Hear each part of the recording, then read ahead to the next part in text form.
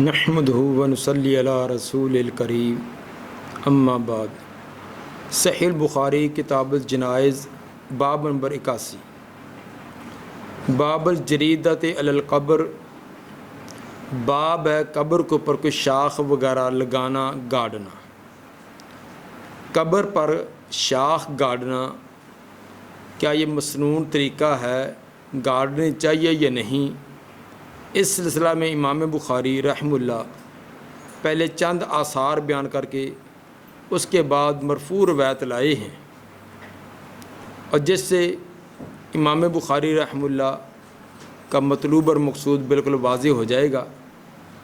پہلا اثر فرماتے ہیں کہ وَأَوْصَى بُرَيدَةُ الْأَسْلَمِي أَن يُجْعَلَ فِي قَبْرِهِ جَرِيدَتَانِ۔ بریدہ اسلمی رضی اللہ عنہ نے وصیت کی تھی کہ اس کے قبر کے اندر کھجور کی 2 شاخیں رکھی جائیں۔ فی قبر ہی سے مراد قبر کے اندر 2 شاخیں رکھی جائیں، کیونکہ کھجور کے درخت کو قرآن کے اندر کا شجرۃ طیبہ کہا گیا ہے کہ ایک بڑا عمدہ اور پاکیزہ درخت کہا گیا ہے۔ تو ان کا نظریہ یہ تھا کہ اس طرح کی 2 شاخیں رکھی جائیں، پاکیزہ درخت ہے جس سے کوئی اللہ کی طرف سے آسانی اور مہربانی اور نوازشی اور رحمتوں کی امید ہے۔ اور یہ بھی بعد نے مفہوم بیان کیا کہ قبر کے اوپر شاخیں رکھنا، چونکہ آگے مرفوع روایت سے میں یہ الفاظ ہیں کہ آپ نے 2 قبروں والوں کی قبروں کے اوپر کھجور کی شاخیں رکھی ہیں۔ تو حضرت بریدہ اسلمی رضی اللہ تعالیٰ عنہ کا یہ نظریہ تھا کہ یہ حکم عام ہے، اگر آپ نے رکھی ہے تو اگر میری قبر پر بھی ایسے رکھی جائیں۔ جبکہ اس ایک واقعے کے علاوہ نبی صلی اللہ علیہ وسلم نے زندگی بھر کسی اور کی قبر پر اس طرح کے شاخیں رکھنا آپ سے ثابت نہیں، نہ خلفائے راشدین صحابہ اور تابعین سے اور ائمہ سے یہ کام ثابت ہے کہ انہوں نے قبر کے اوپر شاخیں وغیرہ گاڑنے کا کوئی عمل کیا ہو۔ یہ نبی صلی اللہ علیہ وسلم کا خاصہ تھا اور یہ عمل آپ کے ساتھ خاص ہے۔ اسی کو بیان کرنے کے لیے امام صاحب یہ اثر لائے ہیں کہ یہ صرف ایک صحابی کا یہ ایک دل کی تمنا تھی کہ میرے ساتھ ایسا کیا جائے، ورنہ وہ جو مرفوع روایت ہے یہ نبی کا خاصہ ہے، نبی کے ساتھ خاص ہے۔ پھر یہ اس کے آگے وضاحت آئے گی کہ آپ نے وہ شاخیں کس بنا پر رکھی تھیں۔ دوسرا اثر ورعا ابن عمر رضی اللہ عنہما فسطاطا علی قبر عبد الرحمن۔ عبداللہ بن عمر رضی اللہ عنہما نے عبد الرحمن بن ابی بکر رضی اللہ عنہما ان کی قبر پر ایک خیمہ دیکھا، قبر پر مطلب قبر کے پاس۔ فقال انزہ یا غلام، جس غلام نے جس آدمی نے خیمہ لگایا ہوا تھا اس نے کہا کہ اس خیمے کو اکھاڑ لے، فانما یذلہ عملہ، اس کا سایہ اس پر عمل کرے گا۔ یہ قبر کے قریب یا قبر کے اوپر جو خیمہ لگایا ہے اور سایہ بنایا ہے کہ اس سے اس کو فائدہ ہوگا، تو اصل کے اندر اب اس کے عمل اس کو سایہ دیں گے۔ یہ مصنوعی قسم کا سایہ اوپر لگانے سے اس کا فائدہ اس کو نہ ہوگا۔ وقال خارجہ بن زید، حضرت خارجہ بن زید فرماتے ہیں رأیتنی ونحن شبان فی زمن عثمان رضی اللہ عنہ، میں اپنے آپ کو دیکھ رہا ہوں، یہ تمام واقعہ ابھی تک میرے ذہن کے اندر ہے کہ ہم نوجوان تھے حضرت عثمان رضی اللہ تعالیٰ عنہ کے زمانہ میں، وَإِنَّا أَشَدَّنَا وَثْبَةً، ہم میں سے سب سے بڑی چھلانگ لگانے والا، چھلانگ لگا کر زیادہ دور جا کر گرنے والا، الذی یاسب قبر عثمان بن مظعون، وہ ہوتا تھا جو حضرت عثمان بن مظعون رضی اللہ تعالیٰ کی قبر پر چھلانگ لگاتا، حتیٰ یجاوز، یہاں تک کہ اس کو کراس کر جاتا۔ ہم میں سے سب سے بڑی چھلانگ وہ لگانے والا بڑا جوان اس کو سمجھا جاتا جو حضرت عثمان بن مظعون رضی اللہ تعالیٰ عنہ کی قبر پر چھلانگ لگا کر آگے کراس کر جاتا ہے، چونکہ ان کا قد لمبا تھا، لمبا قد ان کی وجہ سے قبر بھی لمبی تھی، گویا کہ ان کی قبر دیگر قبروں سے لمبی تھی، تو جو چھلانگ لگا کر اس کو کراس کر جاتا یہ سمجھا جاتا کہ یہ سب سے زیادہ جوان ہے اور طاقتور ہے، جیسے کہ نوجوان آپس میں مقابلہ بازی کرتے ہیں۔ امام بخاری رحمہ اللہ کا یہ اثر لانے کا مطلب یہ ہے کہ جس طرح قبر پر بیٹھنا اور چھلانگ لگانے سے اسے نقصان نہیں ہے، قبر پر سے چھلانگ لگا دی جائے تو قبر والے کو اس سے نقصان نہیں ہوگا، کیونکہ اس کے اعمال، اس کو اچھے اعمال یا برے اعمال جو وہی اس کو فائدہ دے رہے ہیں۔ اسی طرح قبر کے اوپر کوئی شاخیں رکھ دی جائیں یا کوئی اور چیز رکھ دی جائے تو اس کا بھی اس کو فائدہ نہ ہوگا، اصل فائدہ اس کے عقیدے، اس کے عمل کا ہی ہے۔ امام بخاری رحمہ اللہ سے یہ ثابت کرنا چاہتے ہیں۔ وقال عثمان بن حکیم اخذ بیدی خارجہ، عثمان بن حکیم فرماتی ہیں کہ حضرت خارجہ نے میرا ہاتھ پکڑا، فاجلسنی علی قبر، اور قبر کے ساتھ بٹھا دیا، علی القبر منا عند القبر، قبر کے پاس بٹھا دیا، یعنی ٹیک لگا کر بٹھا دیا۔ واخبرنی عن عمہ یزید بن ثابت، اور پھر مجھے خبر دی اپنے چچا یزید بن ثابت سے کہ انما قرئ ذلک لمن احدث علیہ، قبر کے اوپر بیٹھنے کی ممانعت اس کے لیے جو بول و براز کے لیے بیٹھے، بول و براز کے لیے قبر کے اوپر بیٹھنے کی ممانعت ہے، ویسے قبر پر ٹیک لگا کر یہ اوپر بیٹھنے کی ممانعت نہیں ہے۔ لیکن یہ آیت خارجہ رضی اللہ تعالیٰ عنہ کا اپنا نظریہ تھا، یا ممکن ہے کہ ممانعت والی روایت اس کو نہ پہنچی ہو۔ بیٹھنے کے دو مفہوم ہے، ایک تھا ٹیک لگا کر کہ قبر کے ساتھ ٹیک لگا کر، تو وہ اس چیز کو جائز سمجھتے تھے کہ ٹیک لگانے سے یہ قبر کو اوپر بیٹھنا نہیں ہے، تو ٹیک لگا کر بیٹھا جا سکتا ہے۔ اگر اعلیٰ قبر کا منع قبر کے اوپر بیٹھنا ہے تو ممکن ہے کہ ان کو جو ممنوع والی منع والی روایت ہے وہ نہ پہنچی ہو، اس لیے انہوں نے ان کا نظریہ یہ ہو کہ قبر کے اوپر بیٹھنے میں کوئی حرج نہیں ہے۔ لیکن مرفوع احادیث سے یہ بات ثابت ہے کہ قبر پر مطلق بیٹھنے کی ممانعت ہے، مطلق سے مراد بول و براز کے لیے بیٹھا جائے یا ویسے قبر کے اوپر بیٹھے قبر کو روند دینا، اس کی ممانعت ہے۔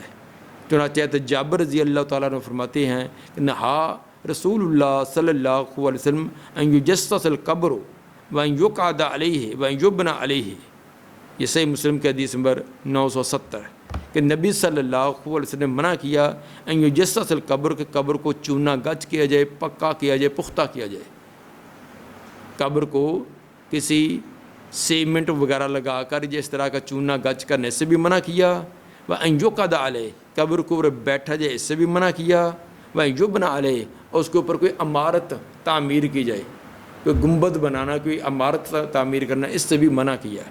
یہ صحیح مسلم کی روایت ہے۔ 3 کاموں سے آپ نے منع کیا ہے، قبر کو پختہ کرنے سے، قبر پر عمارت بنانے سے، اور قبر کے اوپر بیٹھنے سے۔ تو بعض لوگ یہ درمیانہ والا حصہ لے لیتے ہیں کہ وَأَن يُقعد علیہ، کہ قبر کے اوپر بیٹھنے کی ممانعت، باقی اس کو پختہ کرنا، پکا کرنا، اس پر عمارت بنانا، یہ الفاظ آگے پیچھے والے چھوڑ دیتے ہیں۔ بہرحال ان تینوں کاموں سے آپ نے منع کیا، یہ بالکل صحیح روایت ہے۔ اسی طرح ایک اور روایت ہے کہ آپ نے فرمایا کہ لَأَن يَجْلِسَ أَحَدُكُمْ عَلَى جَمْرَةٍ، تم میں سے کوئی ایک آگ کے انگارے کے اوپر بیٹھے، فَتُحْرِقُ ثِيَابَهُ، وہ آگ کا انگارہ اس کے کپڑے جلا دے، فَتَخْلُصُ عَلَى جِلْدِهِ، کپڑے جلا کر اس کے جسم تک بھی اس کے اثرات پہنچ جائیں۔ آگ کے انگارے پر بیٹھے، کپڑے و انگارہ جلا کر اس کے جسم تک اس کے اثرات پہنچ جائے، جسم کو جلائے، خیر لہ من ان یجلس علی القبر، یہ اس سے بہتر کہ قبر کے اوپر بیٹھے۔ قبر پر بیٹھنے سے یہ زیادہ بہتر ہے کہ آگ کے انگارے پر بیٹھ جائے، جو اس کے کپڑے بھی جلائے، اس کا جسم بھی جلائے۔ یہ صحیح مسلم کی حدیث نمبر 971۔ تو اس سے بھی ثابت ہوا کہ کسی مسلمان کی قبر کے اوپر بیٹھنا یہ اس کی توہین ہے، یہ اس کی بے ادبی و گستاخی ہے، اس سے منع کیا گیا ہے۔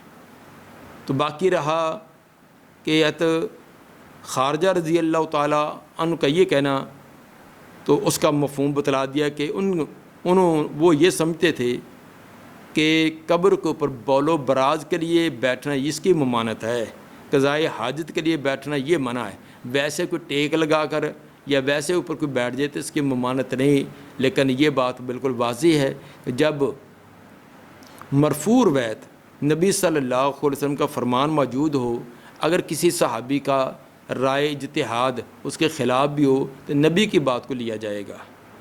اور یہی بات تو اوپر والا پہلا اثر جو ہے تو بریدہ اسلمی رضی اللہ تعالیٰ عنہ کا ہے کہ انہوں نے جو کہا تھا کہ میری قبر کے اوپر یا قبر کے اندر 2 کھجور کی شاخیں رکھنا، یہ ان کا اپنا نظریہ، اپنا اجتہاد تھا، جبکہ اس کے مقابلے کا مرفوع روایت جو امام بخاری آگے بیان کر رہے ہیں وہ ہے۔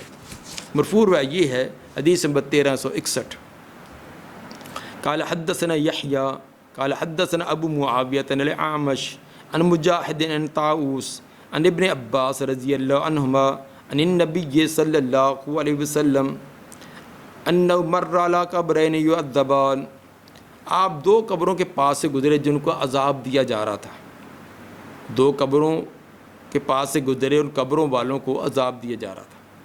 فقال انہما لا یعذبان، آپ نے فرمایا کہ ان دونوں کو عذاب دیا جا رہا ہے، ان دونوں قبروں والوں کے عذاب۔ ثابت ہوا کہ یہ قبریں وہی تھی جو ہمارے ہاں عرف عام میں قبر ہے، مٹی کی جو ڈیری ہے وہی ہے، تو ثابت ہوا یہ قبر ہے اور اسی کے اندر انسان کا حساب کی ابتدا ہو جاتی ہے۔ یہ اگر قبر جو ہے وہ جنت کا ایک باغیچہ بھی بن جاتا ہے، جہنم کا ایک گڑھا بھی ہوتا ہے، اس لیے بعض کا عذاب قبر سے انکار کرنا یا کرنا کہ یہ قبر نہیں کوئی اور مراد ہو، یہی قبر ہے جو عام قبریں ہوتی ہیں وہی تھی، ان کے پاس گزرے، آپ نے کہا ان قبروں والوں کو ان کی قبروں میں عذاب ہو رہا ہے۔ انما لا یعذبان، ان دونوں کو عذاب ہو رہا ہے، وما یعذبان فی کبیر، اور ان کو عذاب کسی بڑے جرم کی وجہ سے نہیں ہے۔ بڑے سے مراد یہ نہیں کہ حقیقتاً بڑا نہیں، لوگوں کی نظر میں کہ بڑا نہیں تھا، مثلا آگے بیان کیا کہ پیشاب کی چھینٹوں سے اجتناب ایک نہیں کرتا تھا، دوسرا چغلی غیبت سے اجتناب بھی نہیں کرتا تھا۔ اگرچہ یہ دونوں کبیرہ گناہ ہیں، لیکن عرف عام کے اندر لوگوں کے نزدیک یہ کوئی اتنا بڑا نہیں۔ لوگ سمجھتے ہیں کہ کسی کو قتل کرنا، کسی کا ڈاکہ ڈالنا، زنا کرنا، فلاں کرنا، یہی بڑے گناہ ہیں۔ تو یہ عام ہونے کی وجہ سے، معاشرے کے اندر کا ہونے کی وجہ سے اس کو معمولی سمجھ لیا جاتا ہے۔ تو بڑے سے مراد یا تو لوگوں کے نزدیک بڑے نہیں تھے، اللہ کے نزدیک تو بڑے تھے، اسی لیے تو قبر میں عذاب ہے، یا اس سے بچنا کوئی بڑا مشکل نہیں تھا۔ یہ کوئی ایسے بھی نہیں ہے کہ جن کے ساتھ سے بچنا بہت مشکل ہو، مثلا ایک کیا تھا پیشاب کی چھینٹوں سے بچنا، یہ کون سا مشکل کام ہے، معمولی سے انسان احتیاط کر لے تو بچا جا سکتا ہے۔ اسی طرح چغلی غیبت نہ کرے، یہ کون سا کہ بھی اس کو کوئی اتنی مجبوری ہے، مشکل ہے جو اسے کرنی نہ کرے، اس سے اس کو ملتا کیا ہے سوائے عداوت اور دشمنی اور مخالفت کا کیا ملے گا، نہ کسی کی چغلی غیبت کرے، تو ان سے بچنا کوئی مشکل کام نہیں تھا۔ اما احدہما فکان لا یستتر من البول، ان دونوں میں سے ایک، یہ دونوں قبروں والوں میں سے ایک لا یستتر من البول، وہ پیشاب سے نہیں بچتا تھا، بول و براد کرتے ہیں تو بے احتیاطی، جس طرح کے بہت سارے جاہل قسم کے لوگ دیکھے ہیں، وہ اسی طرح بیٹھے ہیں جانوروں کی طرح پیشاب کی، اس سے شلوار چڑھا لیے، کوئی احتیاط نہیں۔ وہ اما الآخر، اور دوسرا فکان یمشی بالنمیمہ، وہ چغلی اور غیبت کیا کرتا تھا۔ چغلی غیبت کسی کا عیب دوسروں کے سامنے بیان کرنا، اگرچہ اس کے اندر وہ عیب پایا ہی جائے، اگرچہ عیب اس کے اندر پایا ہی جائے، پھر دوسروں کے سامنے بیان کرنا، اسی کو چغلی غیبت کہتے ہیں۔ اگر اس کے اندر وہ عیب ہے ہی نہیں، پھر اس پر لگانا یہ تو بہتان ہے، یہ تو الزام ہے۔ ثم اخذ جریدۃ رطبۃ، پھر آپ نے لی ایک کھجور کی تازہ شاخ، فشکھا بنصفین، اس کو 2 حصوں میں چیر دیا، ایک شاخ تھی اس کو درمیان کا چیر کر کے اس کے 2 حصے بنا دیے۔ ثم غرز فی کل قبر واحدہ، پھر گاڑ دی ہر قبر پر ایک شاخ تھی وہ 2 بن گئی، چیرنے کے بعد ایک قبر پر دوسری قبر پر گاڑ دی۔ فقالوا یا رسول اللہ لما صنعت ھذا، اللہ کے رسول یہ آپ نے کیوں کیا، کیونکہ یہ پہلے کام تو کبھی آج تک نہ کیا تھا۔ اگر یہ عام روٹین وائز کام ہوتا تو صحابہ تعجب سے پوچھتے ہی نہ کہ یہ کام آپ نے پہلی مرتبہ کیا تھا، اس لیے تعجب سے پوچھا۔ اور صحیح مسلم کی کتاب زہد حدیث نمبر 7518 کے اندر یہ صراحت بھی ہے کہ آپ نے فرمایا کہ میں نے تخفیف عذاب کی سفارش کی تھی. ان دونوں کو جو عذاب ہو رہا ہے میں نے اللہ سے دعا کی کہ یا اللہ ان سے عذاب میں تخفیف کر دے. تو اللہ تعالیٰ نے مجھے یہ فرمایا کہ آپ 2 شاخیں گاڑ دیں، جب تک وہ تار رہیں گی اتنی دیر تک عذاب میں تخفیف. یہ کھجور وہ شاخوں کی وجہ سے عذاب میں تخفیف نہیں ہے، یہ نبی کی دعا تھی، نبی کی سفارش تھی. مدت تھی کہ کتنی مدت تک، کہ جب تک شاخیں تازہ رہیں گی. اس لیے آپ نے کھجور کی شاخیں گاڑی کو کوئی دیر تک تازہ رہتی ہیں، دیر تک رہتی ہیں، تو آپ نے ان کو وہ گاڑ دیا. یہ صحیح مسلم کی حدیث میں 7518 میں یہ صراحت بھی ہے. پوچھا لما صنعت ھذا اللہ کے رسول، آپ نے یہ کہ کام کس بنا پر کیا؟ فقال لعلہ یخفف عنہما ما لم ییبسا، شاید ان سے تخفیف کی جائے جب تک یہ خشک نہ ہوں. جتنی دیر تک یہ خشک نہ ہو شاید اللہ اتنی دیر تک ان سے عذاب میں تخفیف کر دے. ہمیشہ ہمیشہ نہ. یہ سفارش ہے، سفارش کی ایک لمٹ مقرر کر دی گئی کچھ دیر کے لیے. وہ دیر جب تک شاخیں گاڑتے ہیں جب تک وہ خشک نہیں ہوں گی اتنی دیر تک. تو یہ حکم اگر عام ہوتا تو یقیناً نبی صلی اللہ علیہ وآلہ وسلم دیگر اور قبروں والوں کے ساتھ بھی کرتے. حالانکہ آپ نے کسی اور قبر کے ساتھ یہ نہیں کیا، صرف انہی کے. اور آپ کی اتباع کے اندر صحابہ نے، تابعین نے، ائمہ میں سے کسی نے بھی یہ کام نہیں کیا. اگر یہی معنی ہوتا کہ شاخیں گاڑ دینے سے عذاب میں تخفیف ہوتی ہے تو آپ کی اتباع کے اندر کوئی صحابی بھی یہ عمل کرتا. خلفائے راشدین ان کو بھی اپنے فوت شدگان کے ساتھ بڑی عقیدت محبت تھی. اسی طرح تابعین کو صحابہ کے ساتھ اپنے رشتہ داروں کے ساتھ بڑی عقیدت تھی، وہ بھی یہ کام کرتے، لیکن کسی نے نہیں کیا. تو ثابت ہوا کہ یہ حکم عام نہیں تھا، یہ نبی کا خاصہ ہے اور یہ آپ کی دعا تھی. دعا کی ایک لمٹ اور وقت بیان کیا گیا ہے. پھر عجیب بات ہمارے ہاں اس کا استدلال کر کے کہ آپ نے تو 2 شاخیں اس لیے گاڑی تھی کہ ان کو ہو رہا ہے عذاب، یہ اللہ نے آپ کو دکھلایا. آپ نے کی دعا، جس طرح کہ صحیح مسلم کی روایت بیان کی کہ آپ نے سفارش کی، تو سفارش کے نتیجے میں فرمایا کہ 2 شاخیں گاڑ دیں جب تک تازہ ان میں عذاب کی تخفیف. تو یہ عذاب کی تخفیف کے لیے تھا.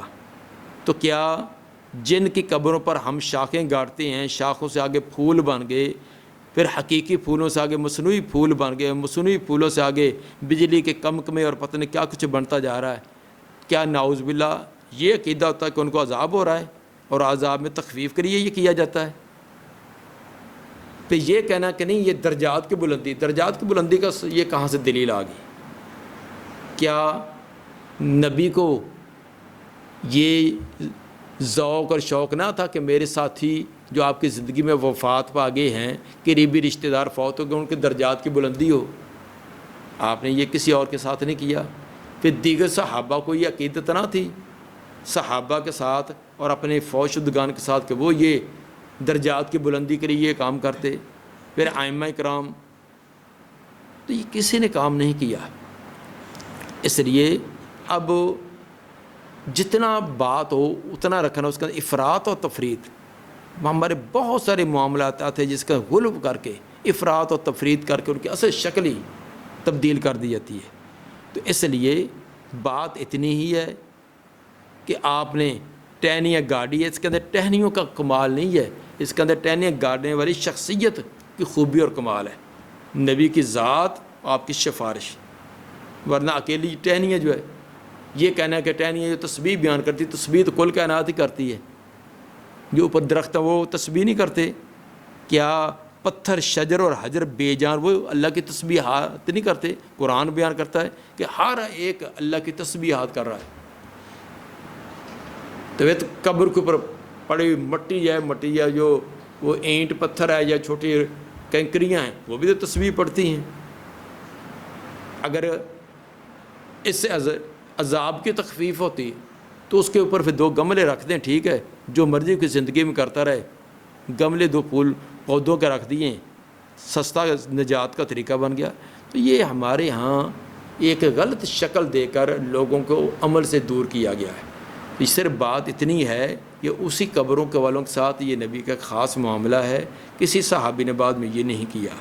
اور امام بخاری رحمہ اللہ نے یہ شروع کے اندر حضرت بریدہ اسلمی رضی اللہ تعالیٰ کا بیان کیا ہے، وہ اس بات کے لیے نہیں ہے، وہ اس لیے کہ یہ ان کا انفرادی ایک نظریہ تھا، باقی کسی صحابی نے یہ بات نہیں کی۔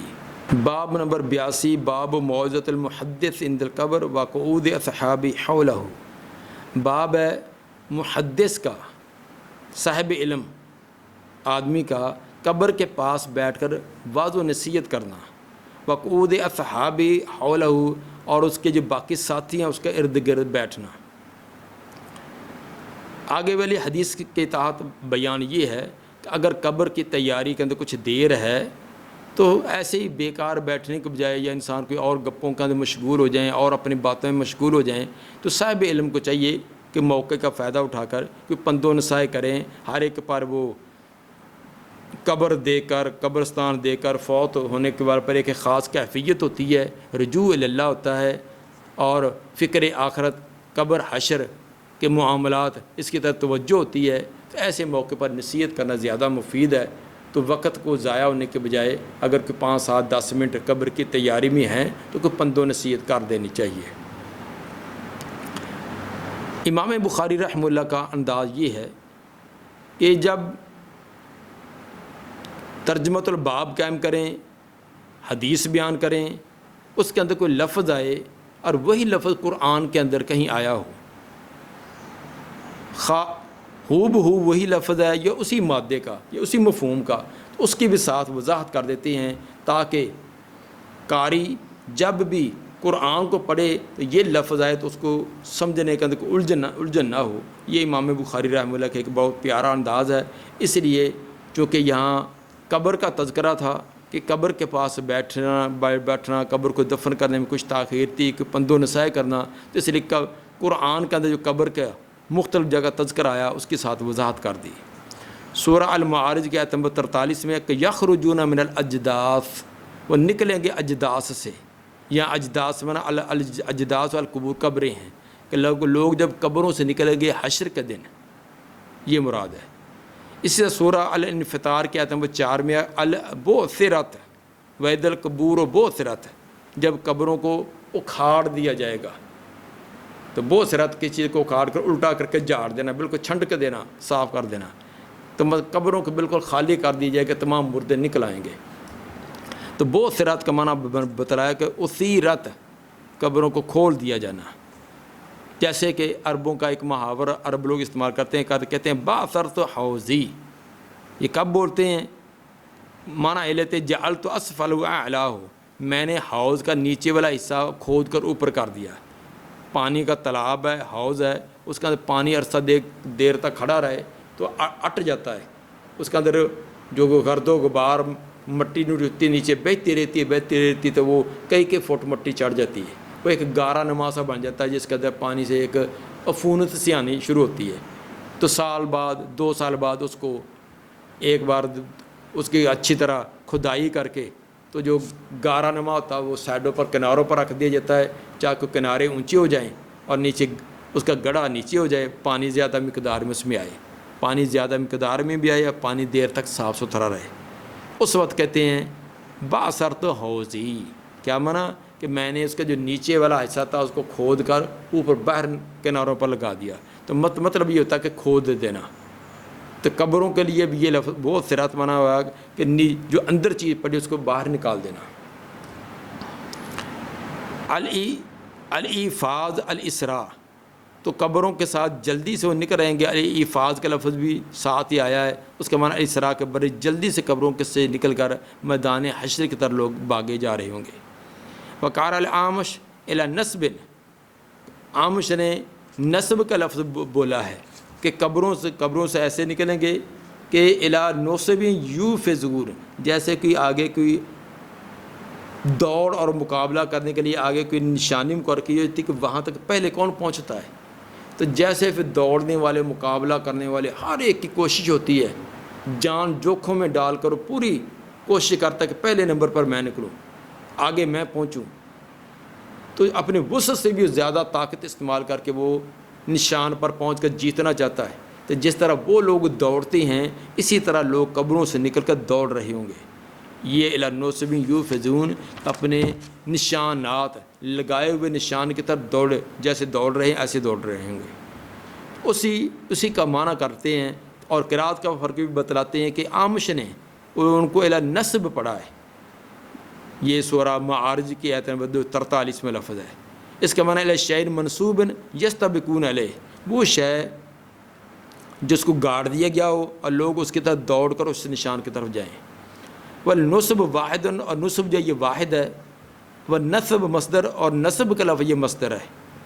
تو یہ مختلف بتلا دیا کہ نصب نون کے زبر کے ساتھ، نصب نون کے ضمہ کے ساتھ، اور نصب نون کے فتح کے ساتھ، تو یہ زبر زیر پیش کے فرق کے ساتھ اس کے معنی کے اندر بھی فرق آئے گا۔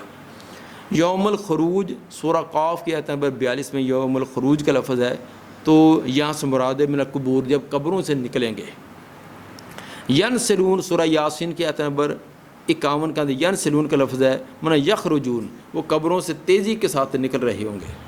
تو یہ تمام کے تمام الفاظ یہ قیامت کے دن قبروں کا اکھاڑنا، قبروں کا پھٹ جانا، اس سے مردوں کا نکلنا، یہ تمام اس بات پر دلالت کرتے ہیں۔ حدیث نمبر 1362، قال حدثنا عثمان قال حدثني جرير عن منصور عن سعد بن عبيدة عن ابي عبد الرحمن عن علي رضي الله عنه قال كنا في جنازة في بقيع الغرقد۔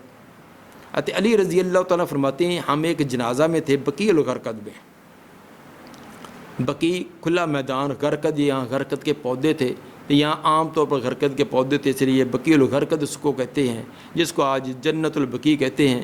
یہ جنت البقیع لفظ یہ بعد اجمیوں لوگوں کی بنائی ہوئی یہ اصطلاح ہے۔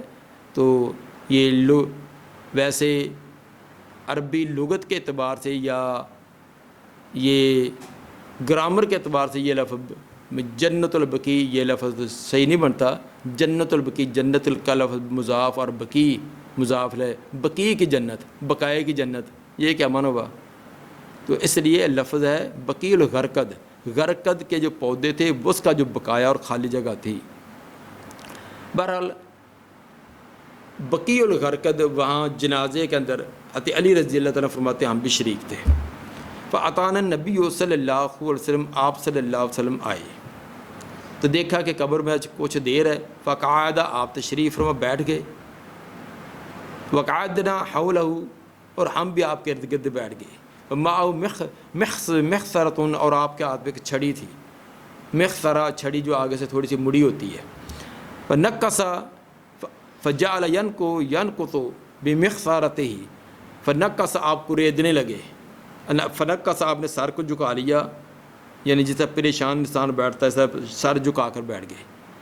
سر جھکا کر بیٹھ کے بعد پھر فَجَعَلَ يَنْكُتُ، آپ قریدنے لگے، بِمِخْصَرَتِهِ، اپنی چھڑی کے ساتھ، چھڑی کے ساتھ زمین کو قریدنے لگے، جس طرح انسان کسی سوچ میں بیٹھا ہوتا ہے تو ہاتھ میں کوئی چھڑی وغیرہ کو زمین پر اس طرح قریدنا شروع کر دیتا ہے۔ ثم قال، پھر آپ نے فرمایا، یعنی صحابی پورا کا پورا منظر بیان کر رہے ہیں کہ کیسے ہوا، کیسے آپ بیٹھے کی کیفیت کیا تھی اور آپ کیا کچھ کر رہے تھے، یعنی ایک پریشانی کا عالم میں۔ پھر آپ نے دیکھا کہ ابھی کچھ دیر ہے تو حاضرین کو یہ پندوں نصیحت فرمائی۔ ثم قال ما منکم من احد، نہیں ہے تم میں سے کوئی ایک، ما من نفس منفوسہ، نہیں ہے کوئی بھی ذی روح جاندار، الا کتب مکانہ من الجنت والنار، مگر لکھ دیا گیا اس کا ٹھکانہ جنت میں اور جہنم میں۔ نفس منفوسہ سے مراد یہاں جن و انس مراد ہے۔ کوئی بھی انسان تمام کے تمام اس کا جنت میں بھی اور جہنم میں بھی دونوں جگہ اس کا یہ لکھ دیا گیا ہے کہ جنتی تو جنت میں، جہنمی تو جہنم میں۔ الا کوتب مکانوں من الجنت والنار، مگر اس کا جنت اور جہنم میں ٹھکانہ لکھ دیا گیا ہے۔ فَإِلَّا قَدْ كُتِبَتْ شَقِيَّةٌ أَوْ سَعِيدًا، اور اس کا خوش بدبخت ہونا اور سعادت مند ہونا یہ بھی لکھ دیا گیا ہے۔ فقال رجل یا رسول اللہ، ایک آدمی کہنے لگا اللہ کے رسول، افلا نتکل علی کتابنا ونعد العمل، کیا پھر ہم اپنے لکھے ہوئے پر اعتماد کر کے نہ بیٹھ جائیں اور عمل کرنا چھوڑ دیں؟ اگر پہلے لکھ دیا گیا کہ یہ جنتی ہے یہ جہنمی ہے تو جو لکھ دیا گیا وہ تو ملنا، پھر عمل کس لیے؟ یہ دن رات یہ نماز روزہ حج زکوٰۃ، پھر ہم اپنے جو لکھے ہوئے تقدیر پر اعتماد کر کے بیٹھ جاتے ہیں. جیسے ہمارے ذہنوں کے اندر یہ سوال آتا ہے، لوگ کرتے بھی رہتے ہیں، اسی طرح صحابی کے ذہن میں سوال آیا تو آپ نے اس کا جواب دیا. فمن کان منا من اہل السعادۃ، پس جو کہ ہم میں سے سعادت مند ہے، پس یسیر الی عمل اہل السعادہ، وہ سعادت مندوں والے عمل کی طرف جائے گا. واما من کان منا من اہل الشقاوہ، اور جو ہم میں سے کوئی بدبختی والا ہوا، پس یسیر الی عمل اہل الشقاوہ، وہ بدبختی والے امروں کی طرف چلا جائے گا. قال اما اہل السعادۃ ویسرون لعمل السعادہ، آپ نے فرمایا کہ جو سعادت مند لوگ ہیں ان کو سعادت مند نیکی کے والے اعمال اس کے لیے ان کے لیے آسان ہو جاتے ہیں.